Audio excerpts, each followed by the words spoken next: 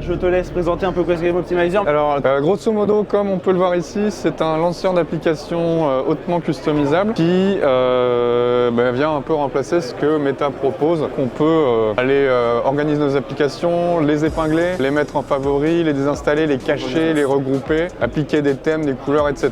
Mais derrière, on a le mot Optimizer. Et en fait, cette application-là permet d'aller ajuster des réglages du casque pour aller jouer sur les performances du casque et donc améliorer de ce fait les jeux. Exemple tout simple, on est sur un Meta Quest 3 qui fait tourner un jeu qui a été développé sur le Quest 2 mais qui n'a pas été amélioré pour le Quest 3. Et donc en fait on a un surplus de performance qu'on va pouvoir utiliser soit pour mettre en dormance par exemple le CPU, le GPU, réduire peut-être un petit peu la fréquence de rafraîchissement, etc. pour pouvoir économiser de la batterie. C'est des choses qui peuvent se faire. Soit on va avoir d'autres types de profils d'optimisation, c'est les profils d'optimisation dits de performance, qui vont avoir pour but d'aller améliorer l'expérience de base du jeu.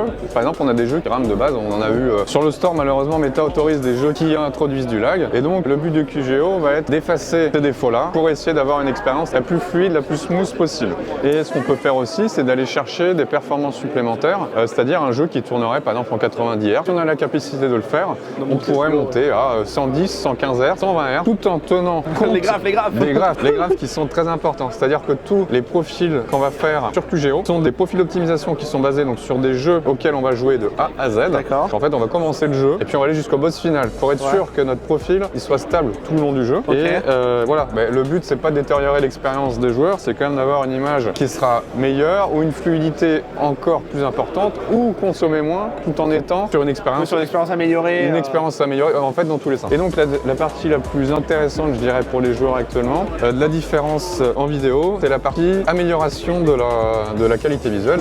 Donc ici, on va pas travailler sur des textures, on rajoute pas des ombres, on va pas travailler sur les shaders, etc.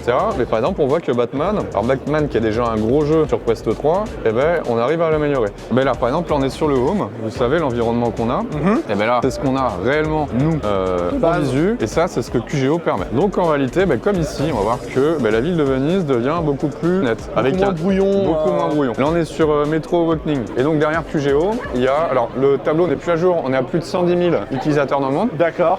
Il y a plus de 1100 jeux optimisés. Ok. Les chiffres ont bien monté depuis... depuis 3 ans, l'application. Voilà. Et donc je ne suis plus tout seul pour faire la partie profil, parce que comme je l'expliquais, il faut faire les jeux de A à Z. Et se taper un métro, c'est au moins, je sais plus, on est à la quinzaine d'heures. Et d'aller bidouiller les paramètres, fermer le jeu, etc. Et que tout soit bon sur chaque zone, ça prend énormément de temps. J'ai des personnes qui m'aident aujourd'hui. C'est une aventure qui a commencé il y a 3 ans avec énormément de monde maintenant. Et on a commencé à petit. Oui. Et la communauté est là et qui suit, et puis c'est incroyable. À force de s'être fait de centaines de jeux, au bout d'un moment on sait un peu comment ça fonctionne, on sait un peu les endroits qu'on pourra améliorer, avec cet avis uniquement externe de QGO. Je suis pas développeur de jeux du tout, donc je peux pas les aider dans cette phase-là, mais plutôt en tant que conseil de mon expérience, etc.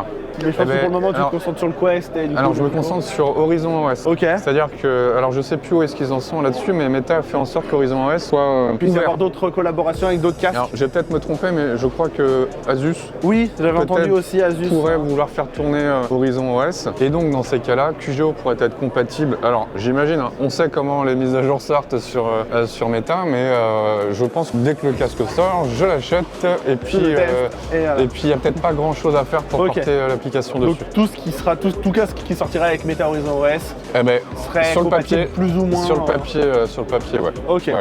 Voilà, on est plutôt bien, merci à toi. Merci beaucoup de faire la promotion de l'application et de vous amuser avec, ça me fait plaisir. C'est ça.